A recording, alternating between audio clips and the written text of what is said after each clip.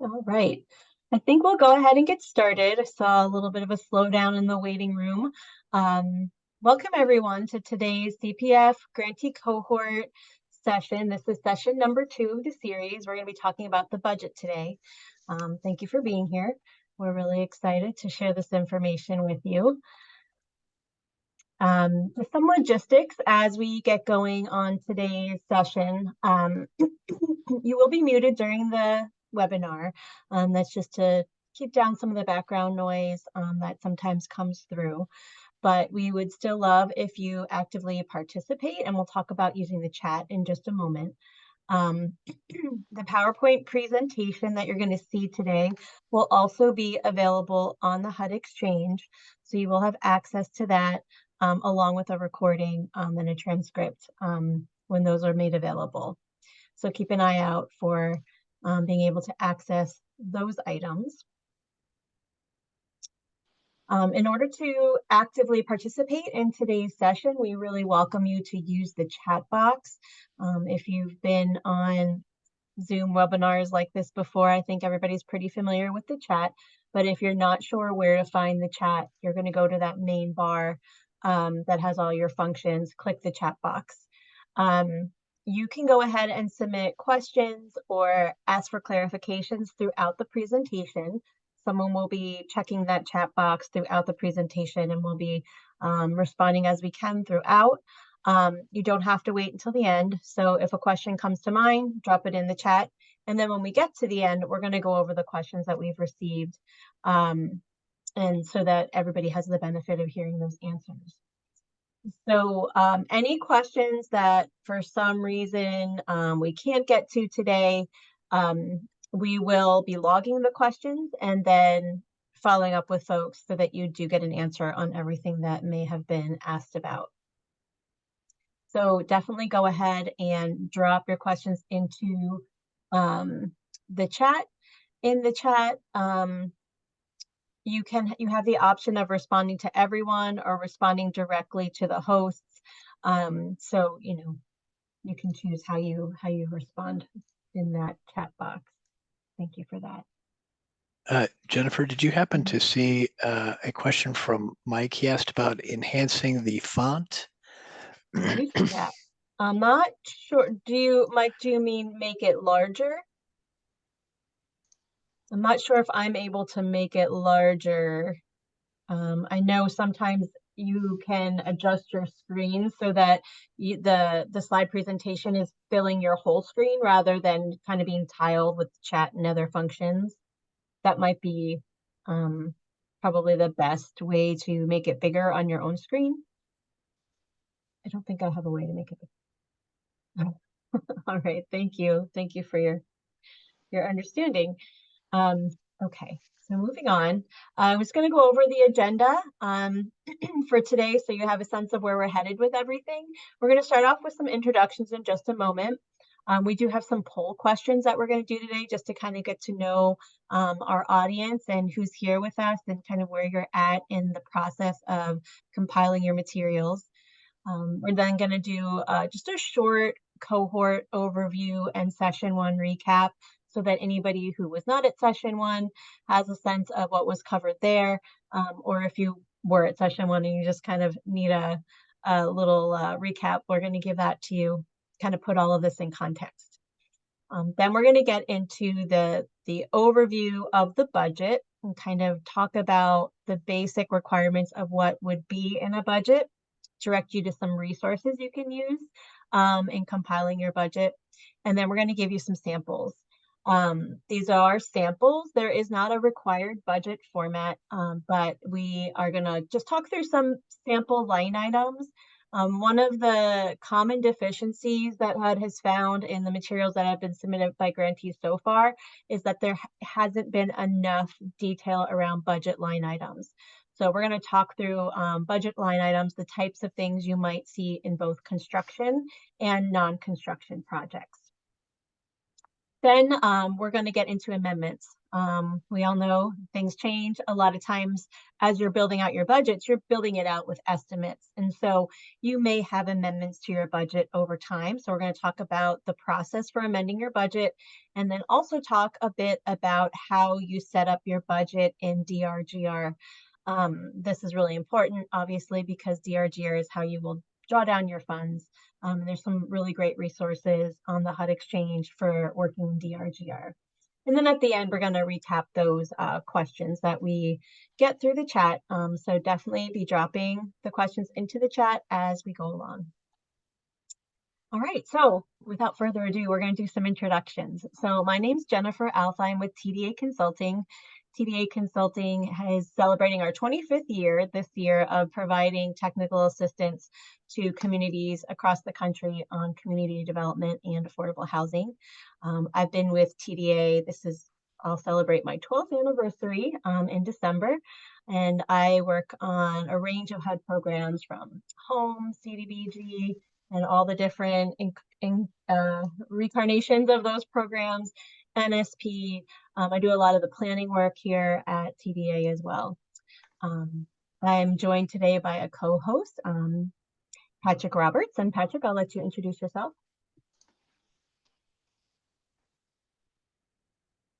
Are you on mute, Patrick? It never gets old, does it? To see somebody do that. I'm always the one. Patrick Roberts with Civics. I am providing support to the CPF projects alongside folks at TDA, and also working with the folks at HUD OEE office on the environmental review component. So when we get to next steps, next cohort, that will be the environmental review one, and I'll be taking part in that. So I'll see you all again. Good to be here. Awesome. Thanks, Patrick. And now I'll turn it over to Connor to kick off the HUD introduction. Hey everyone, my name is Connor LaRoe. I'm a program analyst with HUD, specifically with the Congressional Grants Division, working to coordinate with TDA on the provision of technical assistance services like this webinar. And I'll hand it over to Chantel to introduce herself too. Thanks, Connor. Hi, everyone. Welcome. I just want to pause right now before I introduce myself, because we do have our Deputy Assistant Secretary and our Director of the Congressional Grants Division on the line. So I want to pause to allow them to introduce themselves. Thanks, Chantel. You can only see half my head. Thank you, Chantel. Hi, everyone. I'm Robin Keegan. I'm the Deputy Assistant Secretary for Economic Development, and this program falls under my portfolio. I'll turn it over to Holly or Lori. I'm not sure who's on. Sorry. Sorry, Holly. I'll turn it over to you. Thank you. Thanks, everybody. I appreciate it. Good afternoon. My name is Holly Kelly, and I am the Director of the Congressional Grants Division. The earmarks, the EDI, CPF grants fall under OED, Congressional Grants Division. And so my team and I, grant officers, systems officers, are making ourselves available to you whenever you need us to provide any additional guidance and support in the administration of your award. And congratulations on being in this very, very unique class of grants. Thank you.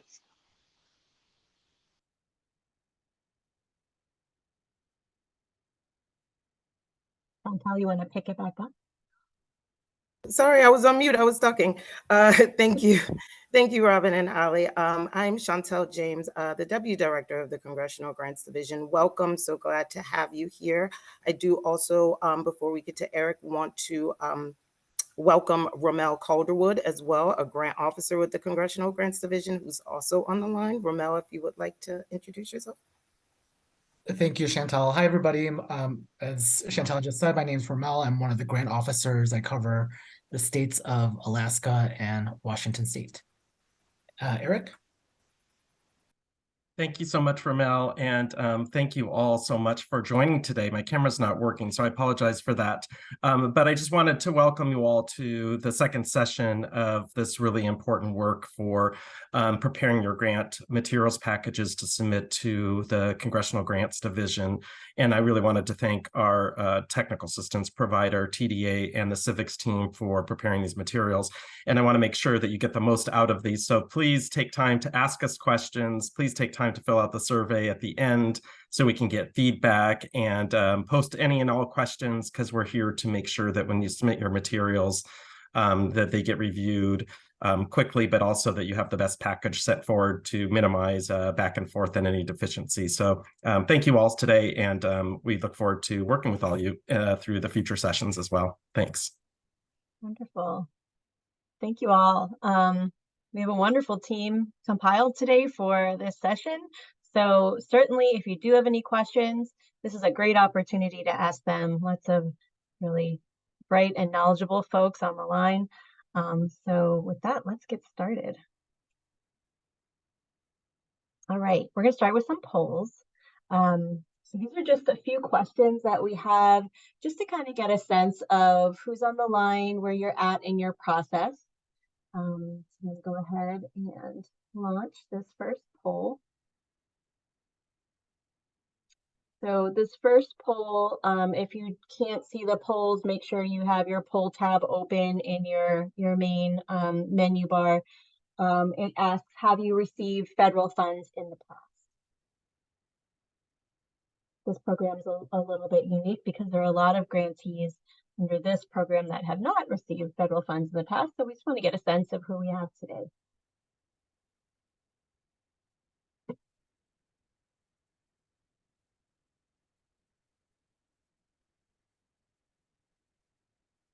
Votes still rolling in.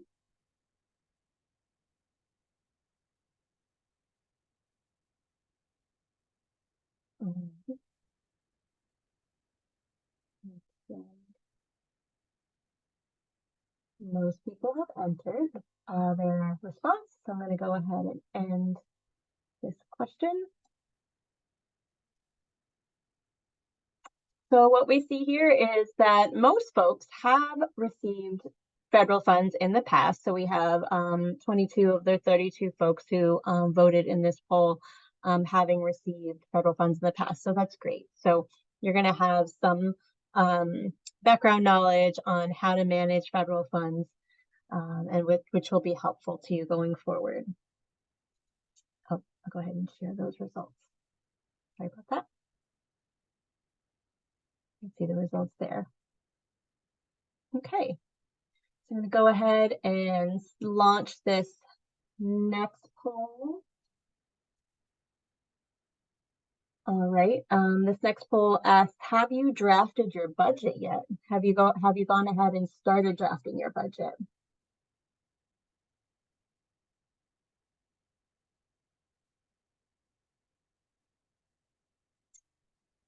I'm not sure if folks are seeing this one. Oh, you're not seeing it yet. Sorry about that. There you go. You should see it now.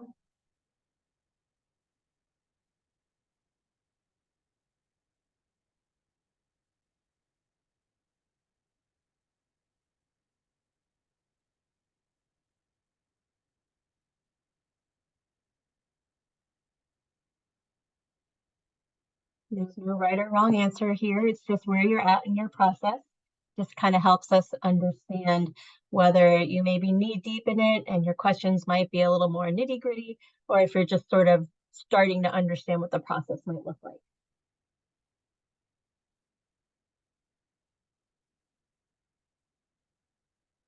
Okay. Popcorn stopped popping over here. So we'll go ahead and end this poll and share the results. It looks like we've got about half and half on this one. So we've got about half of the folks saying that they've started drafting and half saying they haven't. So that's a nice mixed bag of perspectives. So thank you for sharing that with us. That'll help us as we go through the slides. All right, 2 more questions.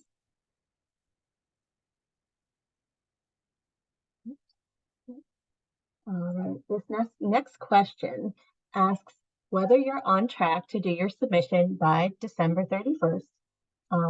We just want to see how folks are doing. If there's a bunch of folks who are feeling a little shaky about whether they can make that date, it's helpful to know now because perhaps there's more that can be done to give some support.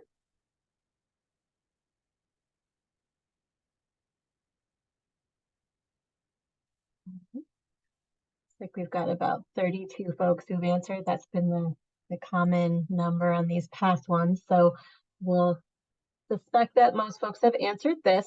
Good news here is that it looks like about 59% of the folks are on track to submit by December 31st. For those of you who feel like you may not be able to submit by that date, might be helpful just to hear if there are anything else that can be done to support you in making a submission by the 31st. So if there is anything and you want to drop it into the chat and send it directly to one of the hosts, that's good information that we can pass along to HUD.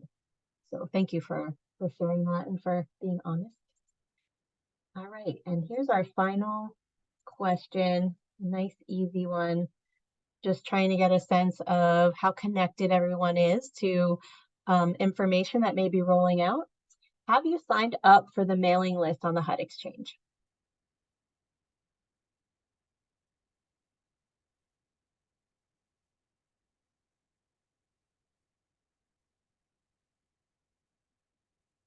Okay, again, we're at about a half and half. A little more of you have said you have signed up, which is great, but many of you have not. So this is really important information.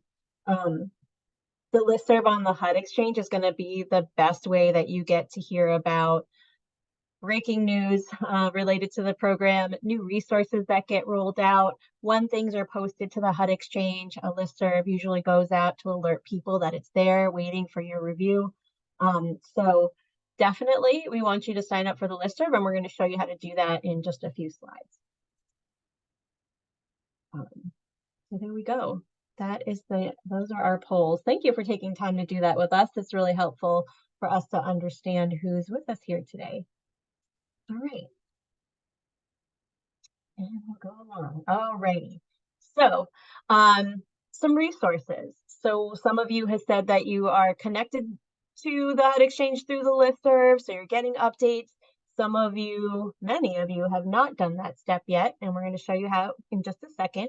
But I also just wanted to point out some really useful resources on the HUD Exchange. So for those of you who maybe haven't spent a lot of time there, the HUD Exchange has lots of really helpful guidance and step-by-step instructions on certain things that can help you as you prepare your materials as you move forward with this program. So there is a whole page dedicated to community project funding. You can see a screenshot of it here. You can request program support by going to this link on this screen and kind of walking through the prompts. So definitely take a look at that if you are in need of additional support. Speaking of support, if you need just a quick answer to a question, there is a Ask a Question pool on the HUD Exchange. There's an Ask a Question pool for many programs on the HUD Exchange, and CPF has one as well. So for those of you who have received HUD funds in the past, you're probably familiar with Ask a Question because it's available for many programs. But CPF has one.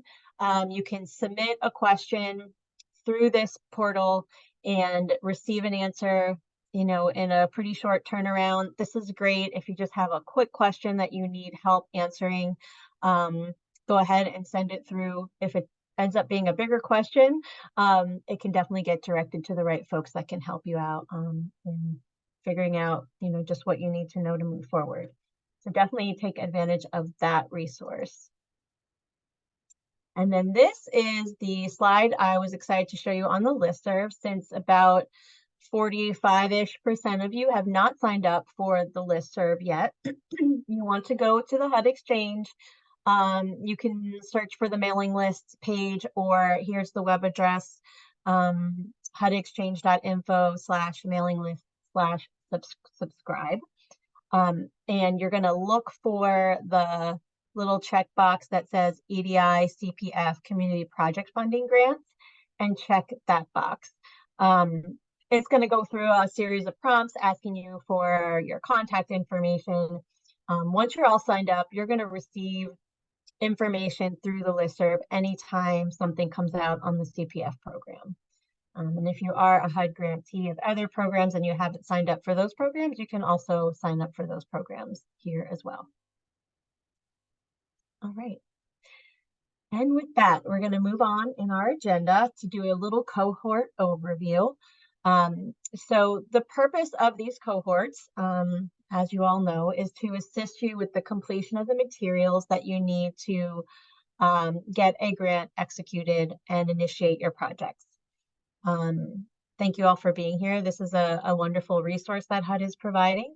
If this is the first time you've been able to attend one of the cohort sessions, you're at session number 2. You can see there on the screen, there are 4 sessions in this cohort. We started with the project narrative session a couple weeks ago. That is complete. We also have 2 more coming up. So we're in the budget one today. There will be an office hours session next week on October 26th from 2 to 3.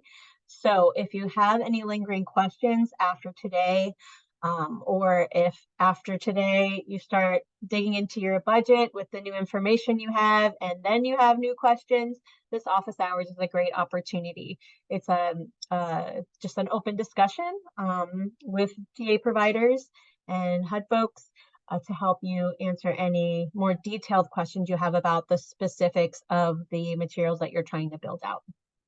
So definitely take advantage of those office hours if you need some, sort of brief one-on-one guidance on something. Then on November 2nd, as Patrick mentioned, there will be an environmental review session. That is going to be a great one. Environmental review is always something that folks struggle with a little bit. So definitely you'll get some good context out of that one. And then finally, the cohort wraps up with a forms session on November 16th. All right. So just to recap briefly, session 1, so that you can kind of see how these pieces are fitting together. In session 1, we covered narratives. You can see here on the screen that there are 4 key components of the narrative. It's the project description, project metrics, project timeline and status, and proposed subrecipients. So those are your key content areas in your narrative. In session 1, there was a sort of sample outline provided. You can see that here on the screen, but it's important to note that there isn't a prescribed format for the narrative, so you can kind of set things up as you like, as long as you are hitting all the points that HUD needs you to hit. And you can look at the grant guide, the FY22 CPF grant guide, which is on the HUD Exchange, to read more about the specifics that are required in the narrative. But basically, for your project description, you want to make sure that you're matching the joint explanatory statement, the JES, unless it has been corrected or amended. And you want to describe all the actions that will be undertaken as part of your project, regardless of the funding source.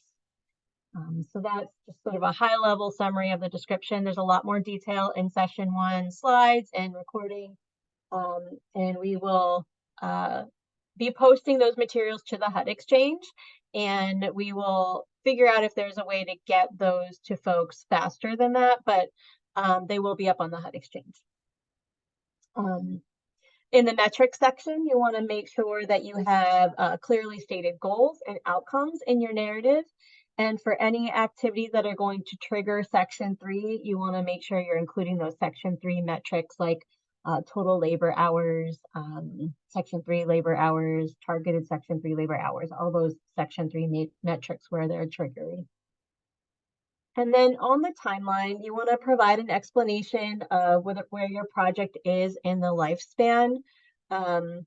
provide estimated start and end dates for your projects, and then also describe the steps you've taken towards your environmental review compliance. And as we mentioned, session 3 of this cohort will be focused specifically on environmental. And then finally, this section on subrecipients, you want to describe why your project might best be implemented with subrecipients if you intend to use them. So that's sort of the high level overview of the project narrative. As I said, we did a whole session on this, so there's a lot more detail that can be found in the session 1 materials. All right, and with that, I'm going to turn it over to Patrick to get started on budget basics. Thank you, Jennifer. Acknowledging the inquiry in the chat on the accessing the recording from the first session. Just I popped it in there as a chat reply, but just wanted folks to know that seeing the inquiry and that material is going through a 508 clearance prior to it being posted. So just letting you know that see the questions and working through that process to get that information to y'all. So for budget basics, working to make connections, continue to make connections to the different requirements and the resources throughout this, making the connections, as Jennifer did introduce the idea of how the narrative is the place that your budget starts, and there's a connection between that narrative and the budget. So first, the line item budget, it must be submitted with your grant agreement, must include sources and uses for the entire project, must separately identify CPF and all non-CPF amounts. Sources must equal the uses. Total amount of the CPF funds must equal the CPF award. And then budget must be consistent with the project narrative and the JES that Jennifer referenced earlier. If the project narrative reads that the CPF money will pay for construction costs, example, there should be a CPF line item for construction. And then there's that joint explanatory statement to JES and a link on where it can be found. Next slide.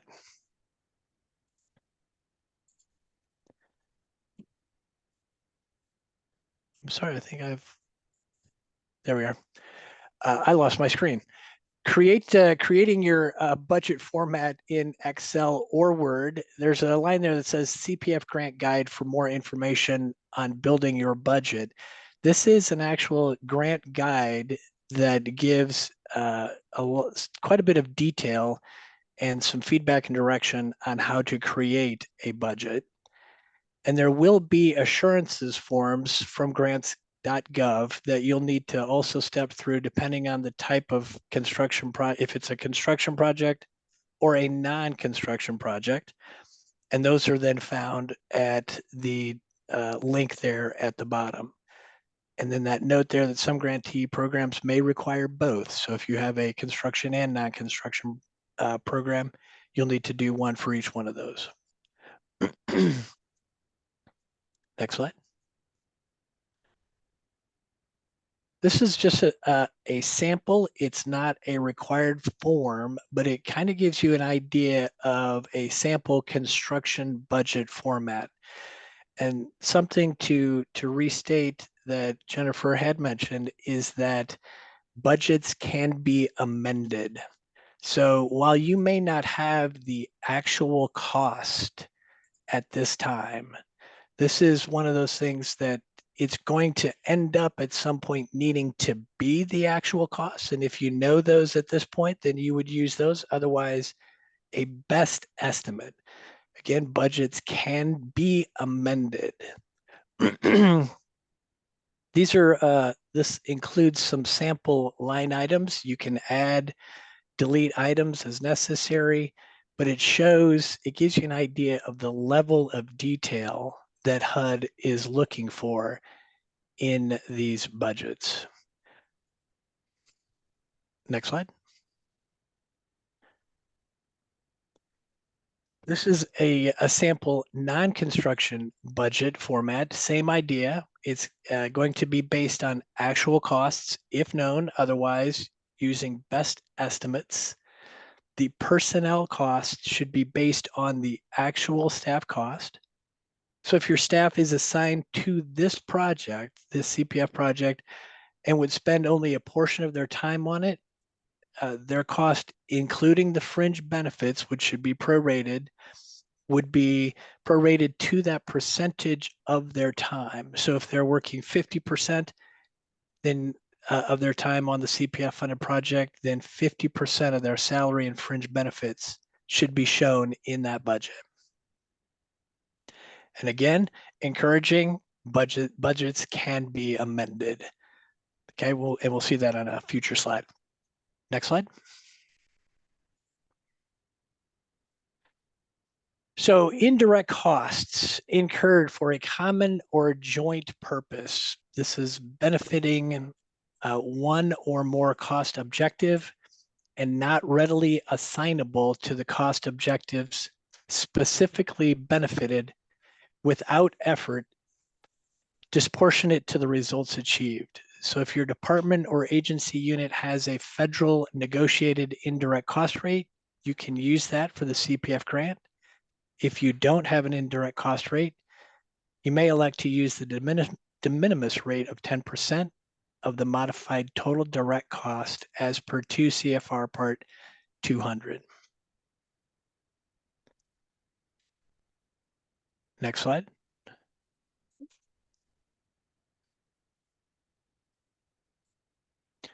This slide gives you the resource to go to help you with indirect costs.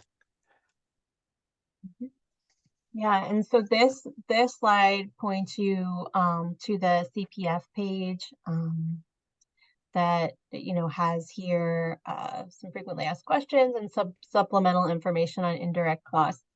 You can also just search the HUD Exchange for indirect costs for other resources on indirect costs if you need some additional guidance.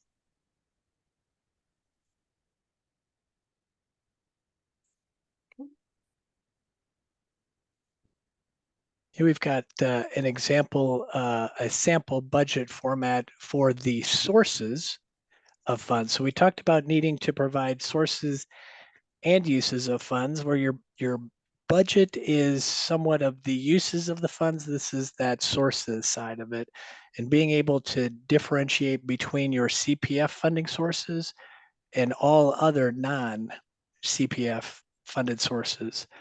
I mentioned at the beginning that if you don't have the exact budget now and you're using estimates, that's fine. And when at some point along this process, you will get to the point of reaching out and getting bids from potential construction companies that will provide you with the sources that you should be asking for in those solicitations, a sources and uses of funds document from them. That will help you fill this in and will help with any budget amendment process that you may need to step through. Next slide. Pardon me for just a moment. Okay, so this is the cost eligibility chart, and it deals with timelines of events, 3 moments in time, I guess, along the event timeline. That would be the enactment date, which is March 15th. Your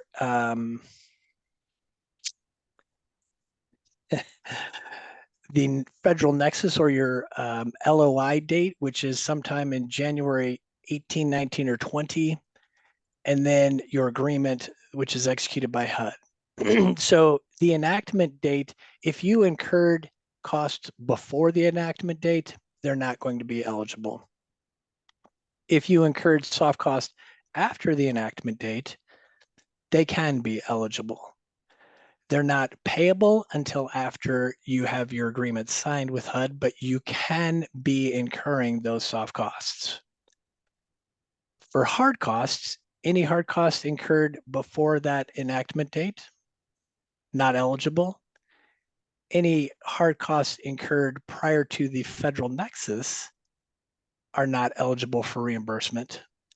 However, if they were incurred after the nexus date and incurred after you completed an environmental review, they will be eligible.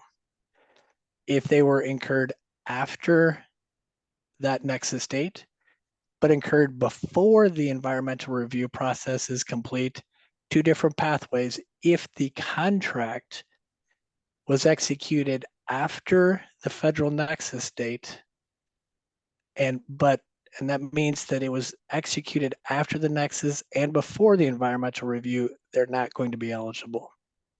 But if the contractual obligation was in place before that nexus date, physical work took place after the nexus date, they can be eligible.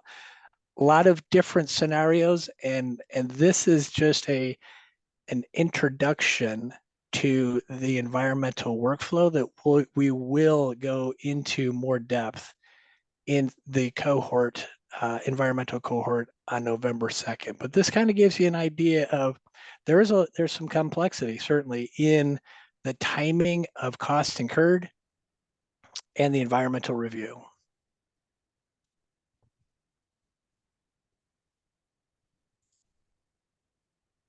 And next slide. That turns it back over to me. We're going to talk a minute about budget amendments. So as you build your budget, you're obviously going to be using estimates for some of the line items in your budget. And so it's likely that you may need to make a budget amendments over the course of your program. These changes in your budget are permitted. There is a process that you're going to walk through to get those budget changes approved.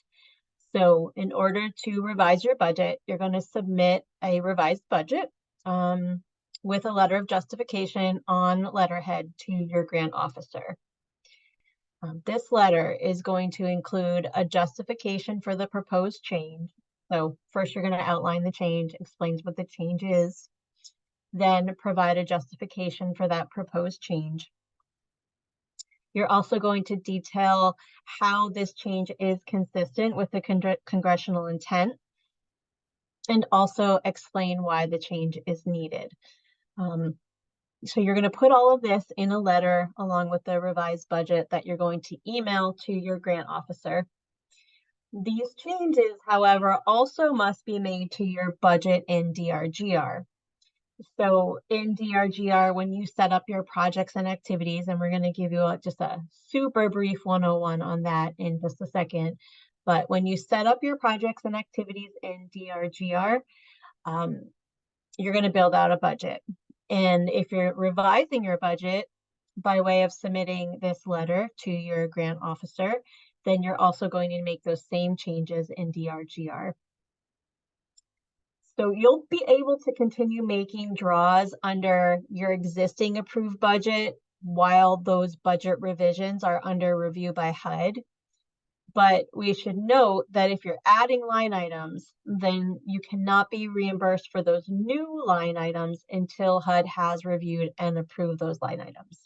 Okay, so anything that's already existing and approved in your budget, you can continue to make draws. If there are new line items, those things will have to wait until you have an approval on those line items. Okay, so in DRGR, we have this little fun slide here with these stacking dolls. It's a nice illustration of how budgets work in the system. So for those of you who may be new to federal funds, DRGR is the Disaster Recovery Grant Reporting System. It is where you are going to draw your funds once you do have all your materials finally approved, your budget's been approved, you set things up in DRGR.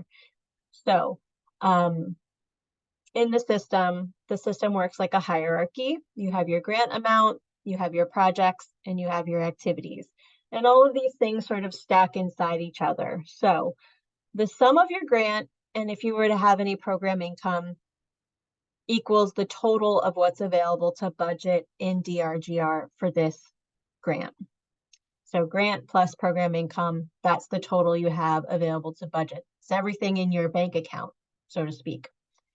You then set up your project and then build out activities within that project. And so if you were to have more than one project, I don't think most folks will, but if you were, the sum of all your projects cannot exceed your grant budget, and the sum of all the activities within a project cannot exceed the total project budget. So just some very simple math rules. You can think of them as these like stacking dolls. So you can't create more obligations than you have in your activity budget, and you can't draw more funds than you have obligated. So all of these things sort of roll up into your total budget. This is just a nice little visual to kind of understand the hierarchy of how budgets work in DRGR. So as I said, you're going to have your grant amount. It's going to be set when your grant is set up in DRGR. You're going to establish a project with a budget amount. You're going to build out activities under that project. So let's take a look at what it would look like to build out the projects and the activities in DRGR. So one thing I want to note is that there are quick guides for DRGR developed specifically for CPF. There's also a very lengthy DRGR user manual that applies to all programs managed in DRGR. And then very, very graciously, the HUD team has created very specific videos on step-by-step instructions for you all, and those are up on the HUD Exchange, and I'll show you a screenshot of those in just a few minutes. So there's lots of resources out there for setting up projects in DRGR, but so we're not going to get into all the details here, but we do want to show you where you're setting up your budgets, because that's what we're all talking about today is budgets. So in DRGR, this is a screenshot of the main DRGR menu for the Manage My Grants module. There are submenus across here. There is a submenu for projects. When you go to set up your project, you're going to click Add Project. You're going to get a screen that looks like this little subset screen here. And you'll see at the bottom of the screen, there is a place to put your budget amount. And you're going to put your budget amount right in there. Anytime you change this budget amount, say you're doing an amendment, you're always going to insert the brand new budget amount. It's not like you're adding money to the budget, you're actually putting in the brand new budget amount. So if your original budget was $1 million and now your budget, you want to change it to 1.5 million, you're going to put 1.5 million in that box, not just 500,000. So there's obviously other information here that you would populate to set up your project initially, but that's where your budget number lives for projects. All right, and for activities, the way the system works, you have to do things in sequential order. So you're always setting up your projects first, and then you're adding activities to those projects. To add an activity, you use that same Manage My Grants menu. There is a submenu for activities. You click Add Activity. The activities is where all the detail really lives in DRGR. So you're going to see a lot more fields here that you have to complete in order to set up an activity in the system. But ultimately, again, you will have a budget number for each activity, and that lives at the bottom of your setup screen for activities. And just like with projects, you put your full budget number here. If you change that budget number through an amendment that has to get approved by HUD, you're going to replace that budget number with your new budget number in that box and then save it. And of course, anytime you make a change in DRGR, any change at all, whether it's a narrative, a budget change, anything, it's going to switch your action plan to modified status, and then you'll need to submit the action plans through DRGR to get it approved. So that's just a really quick high-level overview of where the budgets live in DRGR. We wanted to give people a sense of what that's going to look like when you get there and how you do amendments. As I mentioned, there are some great resources for DRGR specific to the CPF program. There's a quick guide, and there are also how-to videos. You can see a screenshot here of the list of videos on the HUD Exchange, and then here's a list of them. There's specific videos on how to submit an action plan, how to add activities, add responsible organizations, establish projects, set up performance and accomplishment measures, and how to add and change users. So all of those videos are available for you, and they walk you through step by step how to complete those functions. Very helpful. All right. So before we get on to what happens next, let's take a look at our chat to see what questions have come in. There was one question that came in as we were talking, was in addition to the question that Patrick mentioned earlier, which is, can we get the session 1 materials? And they will be posted on the HUD Exchange after everything goes through 508 compliance. But we'll chat about whether there's a way we can get them to folks more quickly. That process does take, a little bit of time. So that was the question that several people had on the first session materials. There was also a question of whether we can put the JES link in the chat. And so I did drop that in. So if anybody was also pondering, where can I find that information? If you scroll up in the chat, there is the link for the HUD Exchange page, which has several resources, among them a link to the JES. Another question asked, would indirect costs be a specific line item in the budget?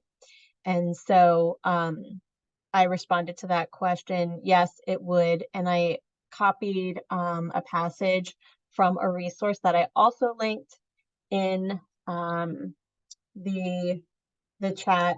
It is a resource of HUD.gov that provides the supplemental information on indirect costs. I think we highlighted it on one of the screens that Patrick presented on indirect costs. So I put the link for that supplemental information directly in the chat. And basically what it says is that you want to take a look at the grant guide, and we talked about that earlier as well.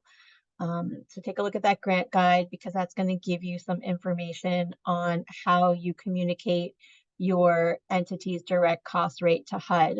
And this any indirect costs should be included in the project budget. But there is more information around that, depending on whether you are an entity that already has an indirect cost rate or not, whether you're one that may not have one, but you need to have one now that you're getting federal funds. So definitely take a look at this supplemental information sheet that is in the chat, because I think it'll be really helpful to sort of shed some light on understanding indirect costs. All right. So somebody asked a really specific question about a type of activity and whether we would define it as construction or non-construction. And so I'm going to read it here, and HUD folks, if you have any thoughts on this, that might be helpful to hear. But the person asked, can we get a link to define construction? They have an interior revamp of an HVAC as part of a project. How does this work if the subrecipient is the recipient of the HVAC overhaul and will be contracting and servicing it out? So that's a very case-specific question. And I think they're just wanting to know if this would fall under construction or non-construction. So it looks like an HVAC overhaul project. Would we say that's construction or non-construction? Jennifer, this is Ramel. So I can try to answer this from a grant officer perspective.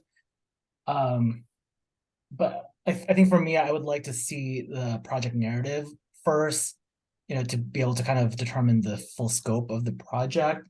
It sounds like my initial thought is like this doesn't seem to be a construction related line item. If it's the subrecipient, actually the work is going to be done by the subrecipient. For me, when I see the project budget, I typically just see all the line items, and I've never seen one with a subrecipient portion of the project budget in there, if that makes sense. Yeah. So if you're contracting it out, then it would just show, let's say, contractor for XYZ activities as opposed to a subrecipient, a sub budget with that subrecipient in there. But again, I would like to see the project narrative to, better understand the project scope and the activities being done. Yeah, that makes sense. It is very case specific example.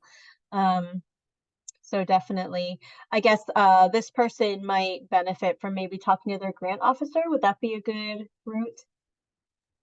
Correct. Yes. The grant officer would be able to, meet with them and talk it out a little bit more so they can understand what the project is going to entail. Okay, great. Thank you. There was some follow-up around the question on do we have to put indirect costs in the budget? And the person asked, what would be an example of an indirect cost? And one of the participants was actually very helpful and added a response. Thank you for that. But basically, some examples might include rent, utilities, maintenance expenditures related to shared space, or salaries for staff who perform support functions for multiple programs. So those are some examples, and you can see some of the examples in the guidance documents that I've posted in the chat, and that also are available on the HUD Exchange. So definitely get familiar with that grant guide. That is going to be a great resource. There's so much detail in there. It's not overwhelmingly long, but there is a lot of really great information in it. So definitely take a look at that, and then look at that supplemental information on indirect costs if you have more questions. I think that will help answer a good bit. But if you have more, certainly feel free to drop them in the chat. You can also add them in a submission to the Ask a Question if you want some follow-up after this webinar. Ask a Question is a great resource. All right. Other questions here? And yes, so that JES link that I dropped, it's actually a link to a page on the HUD Exchange, and you'll see on the HUD Exchange that page specifically tells you to go to page 612 of that document to look for the JES statement for the program. It's obviously huge document if you have to go all the way to page 612. So just wanted to highlight that for you in case you miss it on the HUD Exchange, the little parenthetical note there. But somebody reminded me of that, so I wanted to share it with you. All right, let's see here. So, are there contractual requirements with this funding for a construction project? So, for example, Davis-Bacon.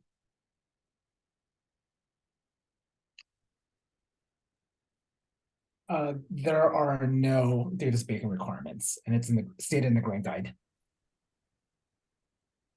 Oh, I thought that was a welcome answer. But the caveat is that if the grantee is receiving other funding sources that require that have the Davis-Bacon requirement, then our grant does not prompt that. So they would need to follow those requirements.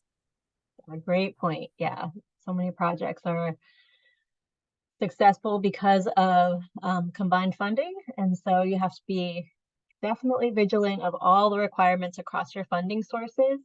And as Patrick pointed out on some of those previous slides about sources, you do want to list out all the sources that will fund your project.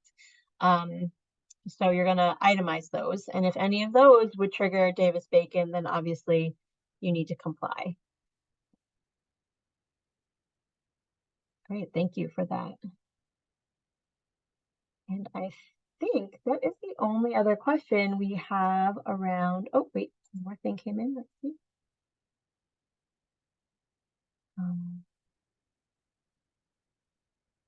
Yeah, so I think that's it. I think those are all the questions that have come in so far. Anyone else with a question?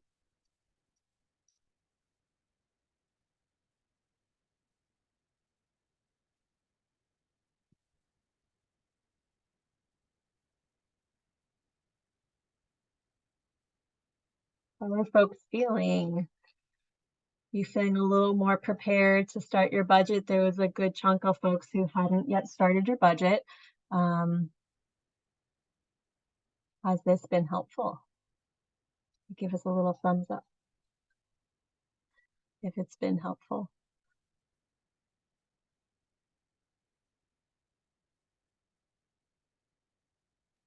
Someone's raising their hand. Hey, Jennifer, Oh, it's Ramel again. I just wanted to chime in if I can. yeah, please go ahead. So for the budget, especially for folks who are going to be putting in, let's say, more than 20 line items for CPF, for me as a grant officer, I ask my grantees to send it to me as an Excel file because it is much easier to do the calculation. I've received, it's fine if if you have maybe a handful or 10 line items and you send it as a PDF or Word, but if it's more than 20, we do have to calculate those by hand, and it can get very tedious to do it by hand. So if you can send it as an Excel file, that would really help us a lot, because we need to make sure that the line items under CPF add up to your total grant amount. And so, I've caught a few mistakes already, and that was only because I had to Excel. And so it would be great to have it as in an Excel spreadsheet. Yes, that would definitely be hugely beneficial. Thanks for that reminder for folks. We did get a couple more things coming in here. So Cindy asked, should we get our budget line items approved by anyone before submitting with respect to categories to be used?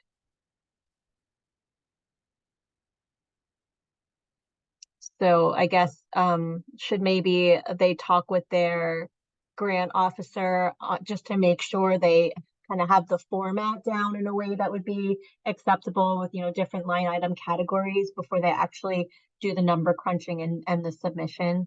Would that be beneficial? This is Robin. I think that's always helpful. I'll defer to Ramel and who's speaking on behalf of our grant officers, but I think that is always helpful just so that, just as Ramel mentioned, a preference for Excel, they may have a preference for just making sure that we're really clear on the categories. I would concur, and I think it does help save time in the end, because then you can kind of get a good sense from the grant officer perspective if you're in the right direction, and you wouldn't then then you would be able to save time by putting together a grant project budget with that information taken into account. Great, thank you for that.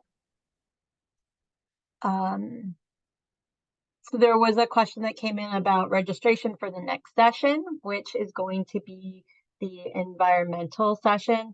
I'm going to talk about that in just a minute.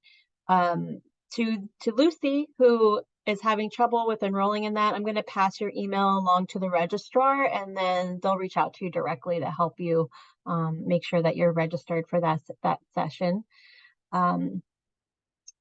several people saying, yes, this was helpful. Thank you for that. And someone saying, yes, it's helpful, but I'm still worried about environmental, which is understandable. And the next session hopefully will help to address some of your concerns. We'll cover that, the dates for that in just a moment. Okay, and now we have some questions rolling in about the submittal itself. So let's jump to that before we go on to the wrap up and kind of talk about what comes next in the cohort series. Okay, so somebody asked, how long does it typically take from submittal of the agreement to HUD to getting the approval? What's been typical turnaround times?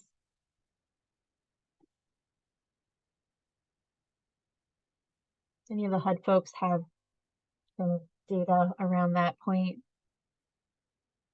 I'm happy to chime in unless anyone else from the team wants to from HUD. So this question does get asked a lot from my grantees to me. So I always say it depends, and I know that response is not the greatest, but it does depend.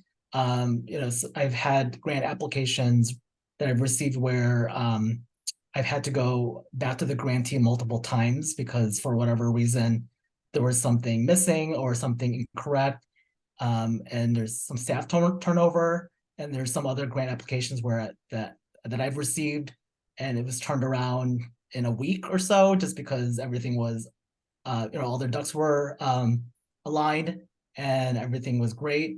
So again, it depends. Mm-hmm. But we try to, we're working as quickly as possible to make sure that the grant applications are being reviewed and approved. But given the number of applications, it also depends on the number of applications a grant officer might be working with. Yeah. So several factors going into the timing. Obviously, the quality of the submission, which is why it's great that y'all are here in this cohort series, because you're going to be getting a lot of really good background on the things that HUD is looking for in the submission.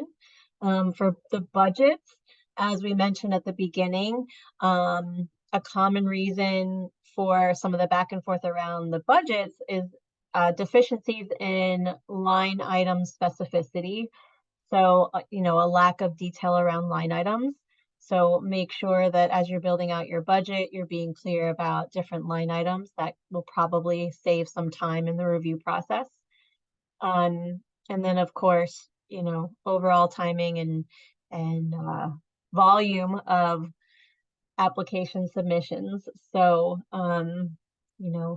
if you're in the midst of doing your materials, keep chugging along. The sooner you get them in, the less buildup there is towards the end of the year. That might help the approval timeline as well. Okay. So what are some reasons why a grant submission is rejected? So we talked a little bit just a minute ago here about line items in the budget and making sure you have enough detail around the line items. That is a common deficiency. But Ramel, do you want to share any other common themes you see in the submissions in terms of deficiencies? Yeah, a great question. So I wouldn't use the word rejection. But we work with every grantee to make sure that the grant application is complete and it's completed accurately. And we work to make sure that every grantee is getting to the finish line. So again, back to my previous point, it does depend. And so I have grantees that I've been working with for some time now to just make sure that they're getting their applications in timely and accurately. So I wouldn't say that the word, I wouldn't use the word rejection. It's just more of that it does take some time for some grant applications to be reviewed and approved, depending on how complete and accurate the information is in the application. Yeah. So just making sure read the grant guide. It will help you understand what HUD is expecting in your submissions. So definitely read that document. I think that will get you several steps ahead in terms of submitting a quality package. We also have on the line one of our presenters from the first session, and he was mentioning that tie back to the JES language has been a reason for a deficiency cited in the narrative. So we kind of went over the high level points of what is required in the narrative when we did that session one recap slide. And one of the things is, tying it to the JES statement. And so a lack of tie back to that statement, to that language, is something that has been seen as a deficiency when it comes to narratives. Just a little tip there. Hopefully that's helpful. But again, read the grant guide. That's always really useful in kind of getting your head around the things that will make a quality submission. All right, make sure I didn't miss anything else here.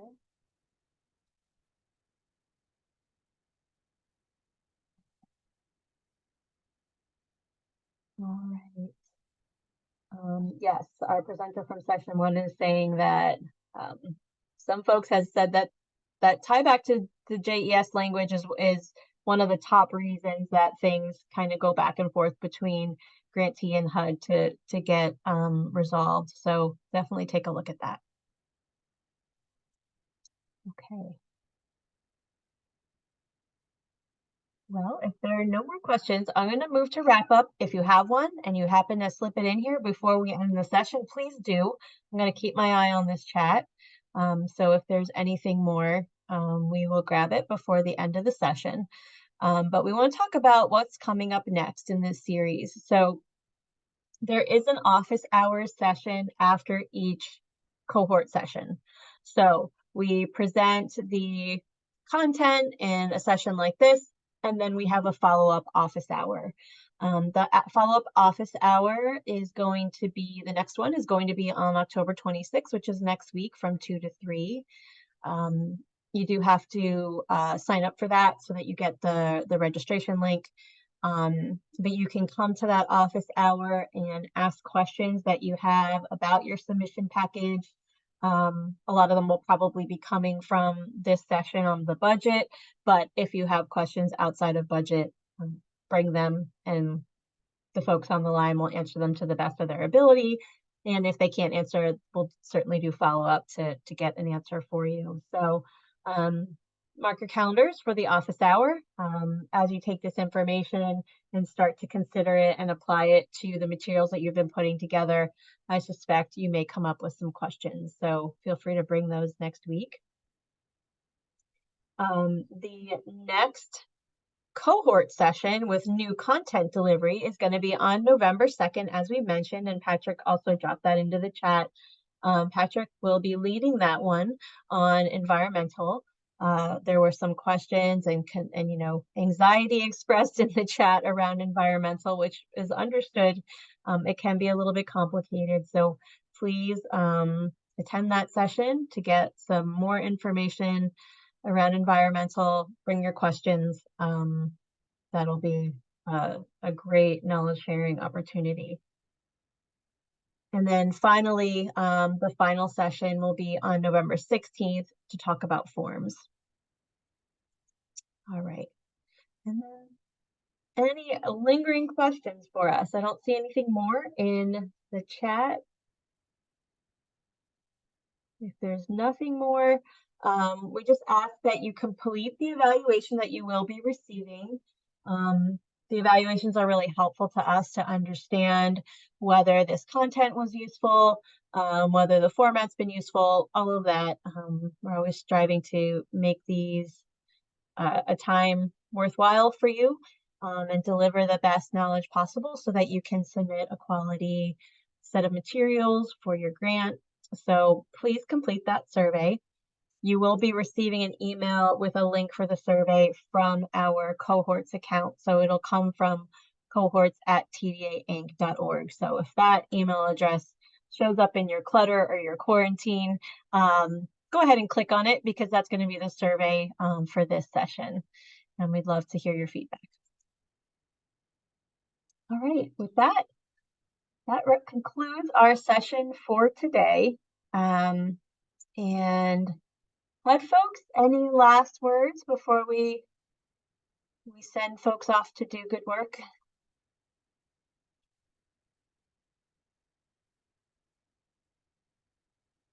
No, nothing more.